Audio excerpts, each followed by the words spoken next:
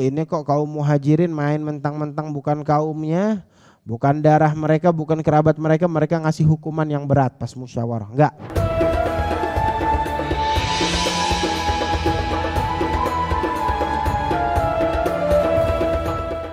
Bersama Nabi Muhammad dan para muslimin di kota Madinah. Ada Bani Quraidah, mereka adalah suatu kaum dari golongan Yahudi yang tinggal di kota Madinah sebelum ada Islam. Sampai Islam datang, mereka masih memiliki perkumpulan komunitas Yahudi. Perkampungan yang isinya semua Yahudi. Yang komunitas tersebut, perkumpulan tersebut ada di dalam tengah-tengah kota Madinah. Yang mayoritas semuanya sudah masuk Islam, umat Islam, tetapi masih ada perkampungan di dalam kota Madinah, yaitu adalah Bani Quraidah, di pinggir daripada kota Madinah. Tetapi tetap mereka adalah orang-orang Yahudi yang aslinya dari Madinah. Ada Bani Quraidah, sebagaimana kemarin kita bahas, bahwasanya Rasulullah Shallallahu Alaihi Wasallam sebelum memulai peperangan Khandaq itu beliau membuat perjanjian dengan orang-orang non muslim baik Yahudi atau Nasrani yang ada di sekitar kota Madinah. Untuk apa membuat perjanjian? Untuk tidak membela kaum musyrikin yang akan datang dan memerangi kaum muslimin. Gak boleh satupun ada yang membela, baik membela dengan turun andil ikut berperang melawan kaum muslimin, ataupun menjanjikan mereka, memberitahukan kelemahan kaum muslimin, ataupun membocorkan suatu hal kepada mereka juga, ataupun tidak melakukan hal-hal tersebut tetapi membuka peluang atau perjanjian dengan mereka orang-orang kafir. Untuk apa? Intinya untuk mengalahkan dan menghancurkan kaum muslimin. Dilarang oleh Rasulullah.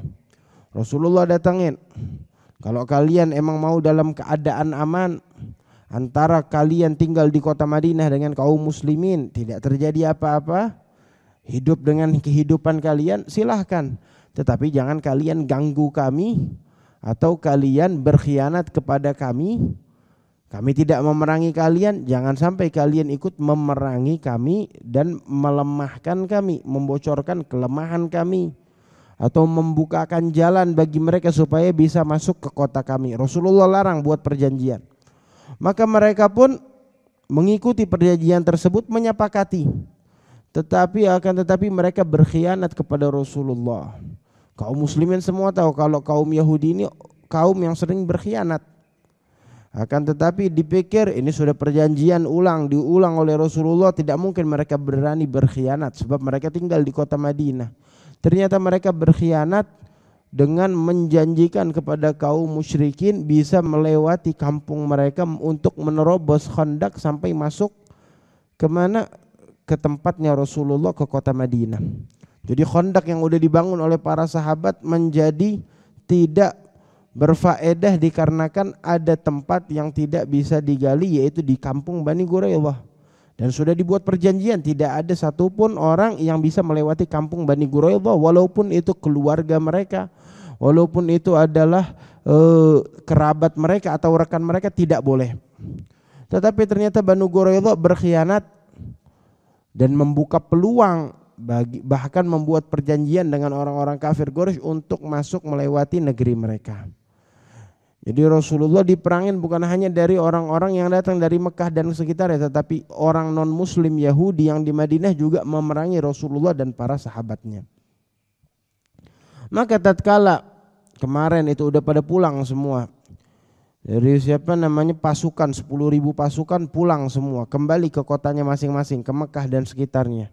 Allah Ta'ala porak-porandakan dengan datangnya angin, dengan diangkat bahan makanan mereka dan juga kendaraan mereka semua diangkat, maka mereka pun pulang, tidak jadi berperang. Tinggal orang-orang yang berkhianat yang ada di dalam kota Madinah. Maka tatkala Rasulullah Shallallahu Alaihi Wasallam baru selesai masuk ke rumah beliau, baru melepaskan daripada baju perang beliau, baju zirah beliau. Bahkan sahabat lainnya pun baru masuk ke rumah bertemu dengan keluarga mereka. Bayangin kemarin kan dijelasin menggali Khandaq itu beberapa hari bahkan beberapa minggu bersama para sahabat.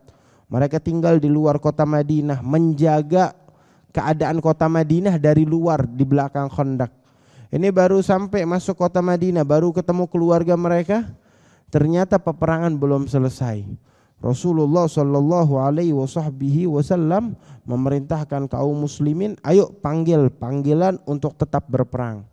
Kenapa? Sebab pas Rasulullah ngebuka baju perang, itu para malaikat Jibril turun, dikatakan, wahai Rasulullah, engkau lepaskan baju perangmu. Kami para malaikat belum ngelepasin baju perang kami masih dalam keadaan siaga, masih dalam keadaan berperang.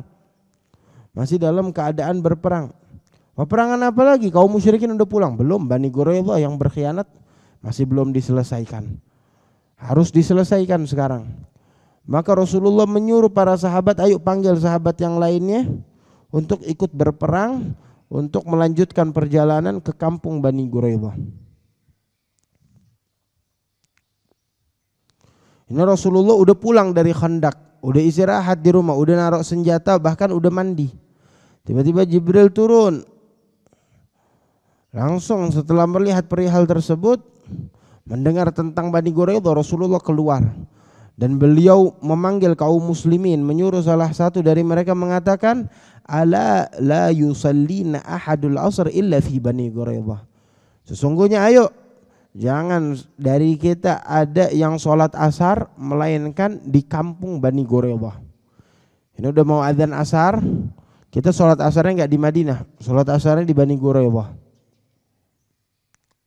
Maka semua yang mendengar panggilan tersebut berjalan mentaati perintah Rasulullah untuk datang ke Bani Quraidah, mengepung satu kampung Bani Quraidah.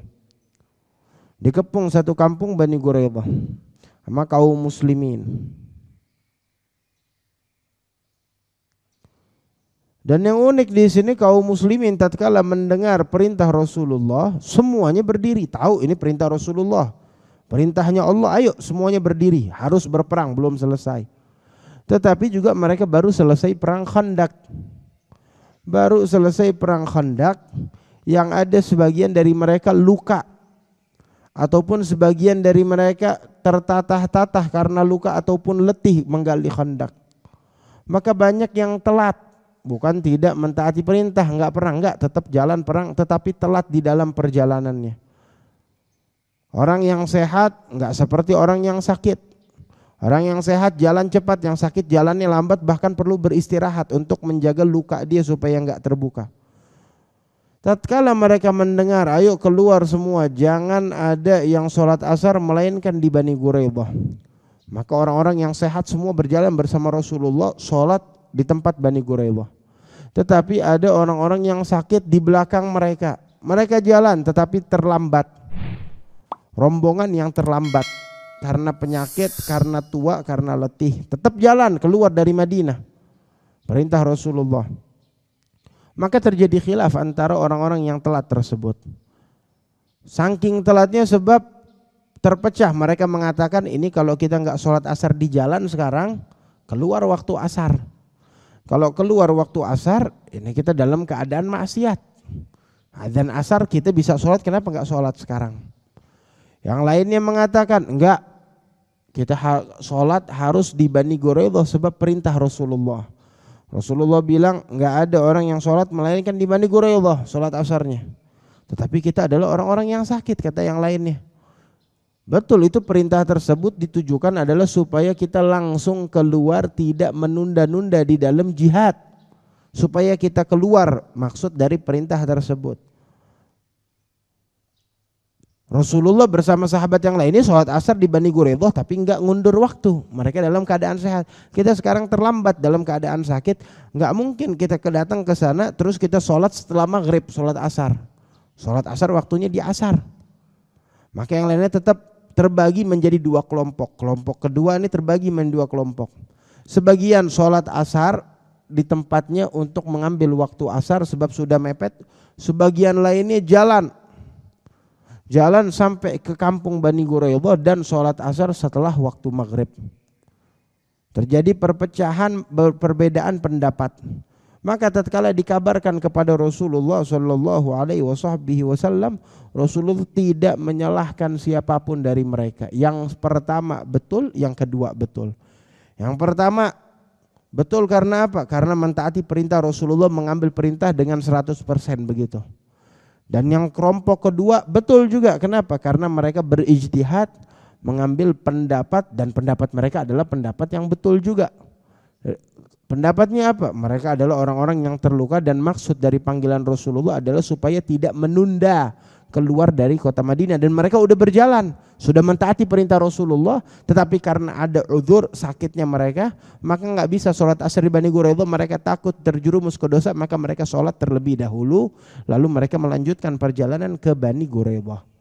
Semuanya adalah kaum yang betul, nggak ada yang salah di mata Rasulullah. Tidak ada yang disalahkan. Semuanya Rasulullah berikan daripada tawassu. Dan ini adalah dalil bahwasanya khilaf ummati rahmah. Perbedaan umatku rahmat. Enggak ada yang ngomong oh ini salah, ini beda pendapat. Semuanya salat menghamba kepada Allah dengan dalil yang betul yang diajarkan oleh Rasulullah, mengikuti perintah Rasulullah walaupun beda terlihatnya, tetapi Rasulullah meridhai semuanya. Dan semuanya betul di mata Rasulullah Shallallahu Alaihi Wasallam. Kalau ada yang salah, ya Rasulullah nggak bakal diam, pasti akan menasehati mereka. Tetapi Rasulullah tahu bahwasanya yang ini betul dan yang ini betul, dan semuanya dibenarkan oleh Rasulullah Shallallahu Alaihi Wasallam. Terus itu kaum Yahudi yang ada di Bani Quraidah, itu mereka mulai merasakan ketakutan sampai datang Ka'ab bin As'ad mengatakan kepada kaum Yahudi, pas mereka melihat ini Rasulullah pasti bakal datang, bakal nyamperin kita, memerangi kita. Maka dikumpulin orang Yahudi, dikasih tahu, wahai orang Yahudi, kaum Yahudi, kalian punya 3 pilihan. Sesungguhnya kalian udah berkhianat. Dan kalian lihat keadaan kalian sekarang.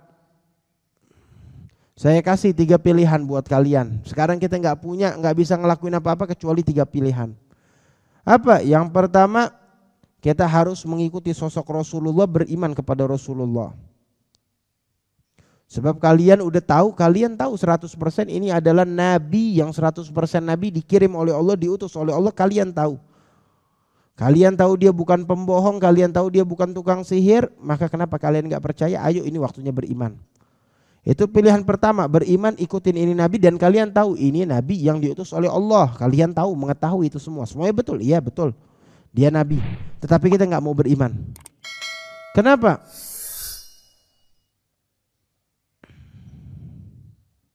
Sebab mereka dapetin Nabi Muhammad ada di Taurat. Dikatakan oleh Ka'ab tersebut, kalau kalian beriman, mengikutinya, membela Rasulullah, keadaan kalian selamat. Kalian akan diselamatkan, darah kalian gak disentuh, anak-anak kalian gak disentuh, istri kalian gak ada yang disentuh.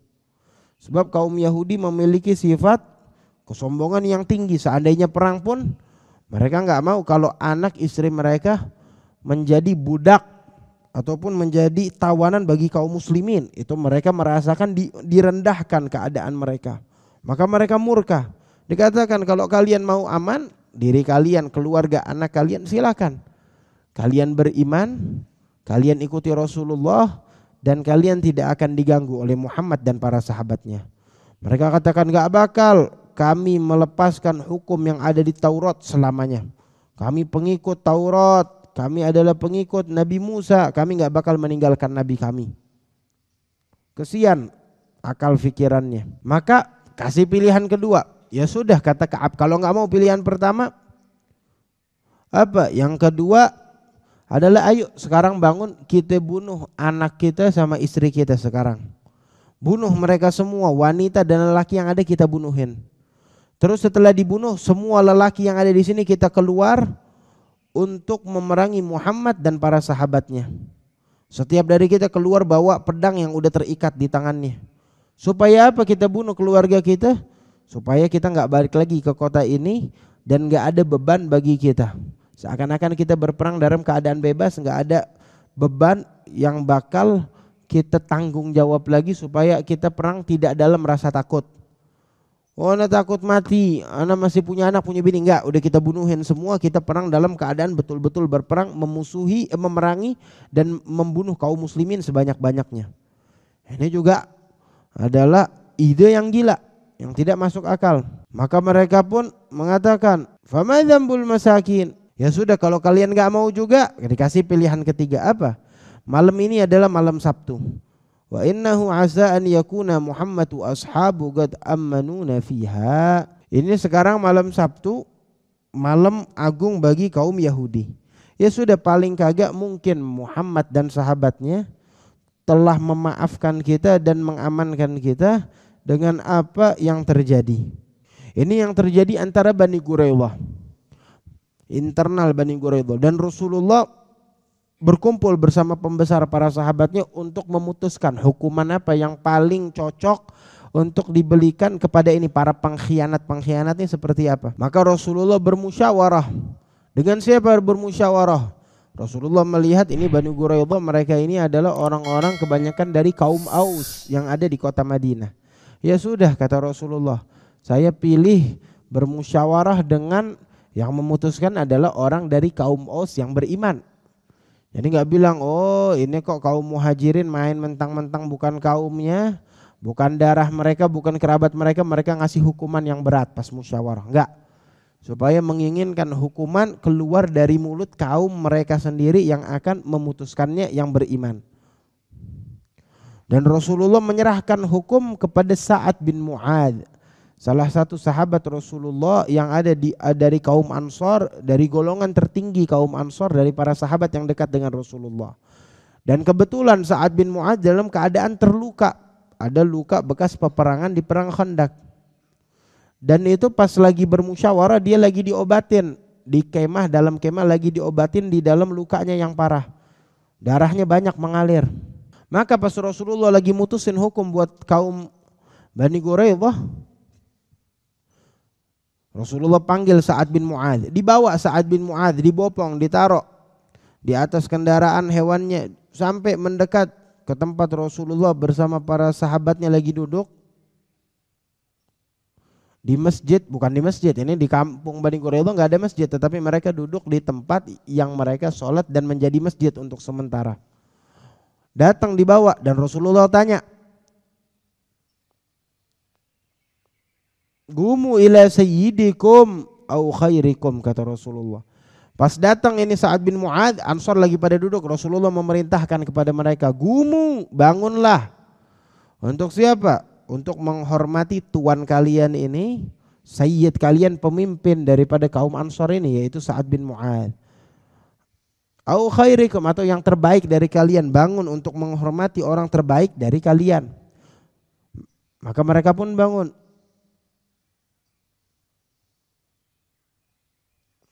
Terus Rasulullah bilang ke Sa'ad, "Wahai Sa'ad, ini kita udah sepakat hukuman bagi Bani Quraidah kita serahkan kepada engkau. Apa yang kau putuskan itu hukum yang akan kita jalankan. Menurutmu apa yang pantas, yang cocok hukum untuk kaum Bani Quraidah yang telah mengkhianati kita?" Ini juga Sa'ad bin Mu'adz dari kaum Ansor, dari kaum Aus yang ada dari bagian kaum Ansor, berkerabat dengan orang-orang Yahudi tersebut, masih keluarganya. Apa yang kau inginkan hukum untuk mereka? Maka dijawab oleh Sa'ad bin Mu'adz, "Naqtul muqatiluhum wa nusabbi dzurriyyatahum." Kata Sa'ad bin Mu'adz, kita bunuh, kita perangin. Siapa? Semua yang bisa diperangin dari mereka yang layak perang, pemuda ataupun orang-orang dewasa, kita bunuh, kita perangin.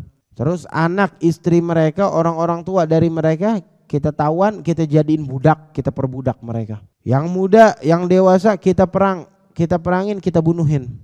Yang masih kecil kita tangkepin, yang udah tua juga untuk kita jadikan budak. Maka Rasulullah mengatakan, "Qawaita bihukmillahi ta'ala." Sungguh engkau wahai Sa'ad telah menghukumkan, memberikan hukum, yaitu adalah hukum Allah, hukum dari Allah subhanahu wa ta'ala, hukum yang agung dari Allah.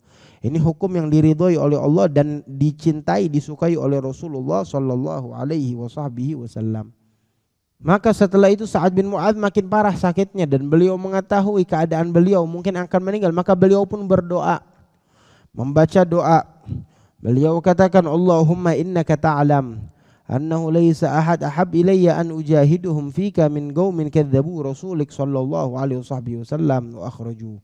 Allahumma fa inni adhunnu annaka qad wada'ta al-harb bainana wa bainahum fa in kana bagiya min harbi quraisy syai' fa abghini lahu hatta ujahiduhum fik wa in kunta wada'ta al-harb fafjurha waj'al mauti fiha fanfajarat min labbatihi falam yar'ahum wa fil masjid khaymah min bani Ghaffar illa ad-dam yasilu ilaihim faqalu ya ahlal khaymah ma hadha alladhi yatina min qibalikum fa idza sa'at yaghdu jirahahu daman famata minha radhiyallahu anhu.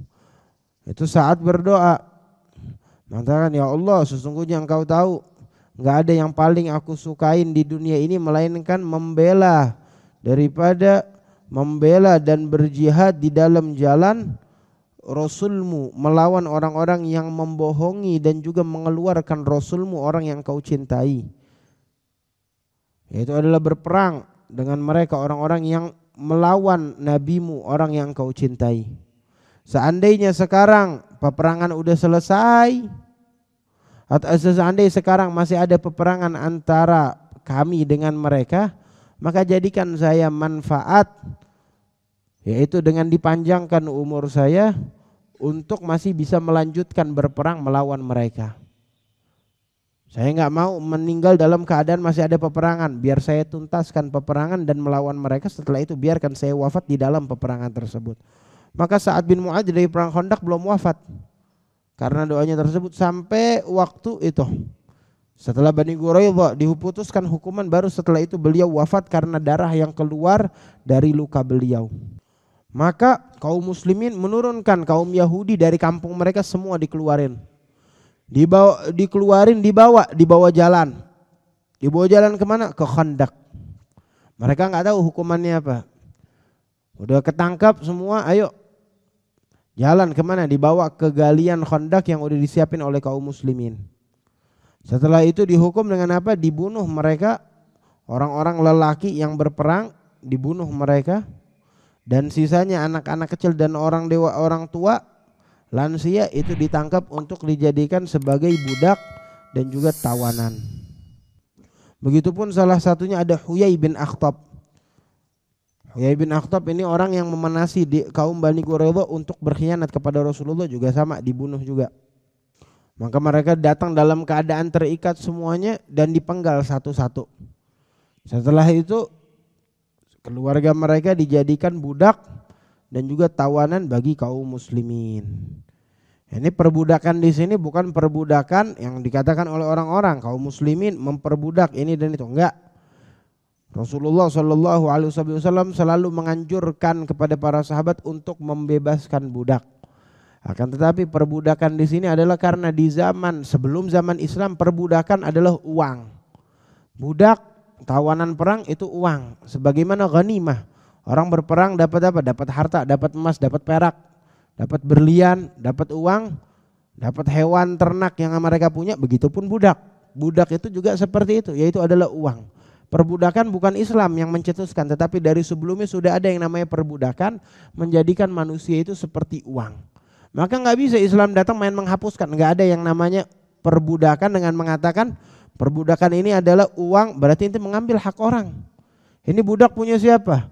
Budaknya punya Abdullah Fulan bin Fulan. Terus ente ngomong enggak, ente bebas. Kenapa? Islam nggak memperbudak. Berarti Islam kalau gitu ngambil harta orang. Ini harta yang dibeli, budak yang dibeli dengan uang. Belinya dari pasar dengan jelas, dijual perbudakan. Diambil dari peperangan tersebut, diperbudak, setelah itu diperjualkan. Baik kaum muslimin atau non muslim, nanti diperjual belikan antara umat manusia. Gak bisa ente main ngomong, ini gak sah, ini perbudakan gak sah, ini diskriminasi ini dan itu. Terus main dibatalkan begitu saja. Gak bisa. Sebab itu adalah uang manusia, uang punya orang, mereka mempunyai hak mereka masing-masing. Gak begitu caranya. Kalau engkau ingin mencari solusi, silakan. Engkau beli budak-budak tersebut, terus engkau bebaskan. Sebab terkadang orang nggak memiliki uang melainkan budak di zaman tersebut. Orang tuanya meninggal, tinggal anak kecil, hartanya apa yang ditinggalin, warisannya adalah budak. Itu hak anak kecil tersebut, nggak boleh diganggu. Haram engkau main mengatakan budak tersebut bebas, terus anak tersebut menjadi orang miskin, kelaparan, nggak memiliki uang, nggak memiliki harta. Caranya mau bebasin budak gimana? Ada banyak caranya. Silakan engkau jual, engkau bebaskan, atau terkadang sebagaimana Sayyidina Abi Bakar As-Siddiq tatkala membebaskan budak-budak, beliau beli. Budaknya muslim, dibeli oleh Sayyidina Abi Bakar As-Siddiq. Orang yang memiliki budak punya uang, baru setelah itu dibebaskan budak tersebut. Begitu, dan Islam menganjurkan hal tersebut, membebaskan budak. Ada yang berbuat maksiat, begini dan begitu, bebasin budak hukumannya. Ini bukan memperbudak, membebaskan orang-orang yang diperbudak. Itu adalah budaya umat Islam yang cuma diajarkan oleh Rasulullah Sallallahu Alaihi Wasallam. Solusi bagi perbudakan yang dibawakan oleh Islam. Setelah itu ini kenapa Rasulullah memperbudak di sini? Enggak, bukan memperbudak. Akan tetapi memang itu sudah hukum, bukan hanya hukum Islam. Seluruh umat manusia memang sudah hukumnya pada saat berperang itu ada yang namanya harta peperangan ghanimah. Dan salah satunya adalah manusia yang ditangkap, wanita dan anak-anak. Setelah itu nanti ingin dijual, ingin dibebaskan, itu adalah urusan kaum muslimin setelah Rasulullah berikan hak-haknya. Mereka membebaskan, mereka menikahkan pada para budak wanita tersebut dan menjadi orang yang bebas, itu setelahnya. Tetapi tatkala mereka ketangkep dalam keadaan diperbudak tawanan. Setelah dibagi semuanya udah beres, bagi mereka yang ingin membebaskan budak begitu saja dapat pahala yang besar, atau mereka yang memperjualbelikannya dan dibebaskan juga mendapatkan pahala yang besar dari Allah Subhanahu wa taala. Wallahu alam. Rabbana anfa'na bima 'allamtana, Rabbi 'allimna alladhi yanfa'una.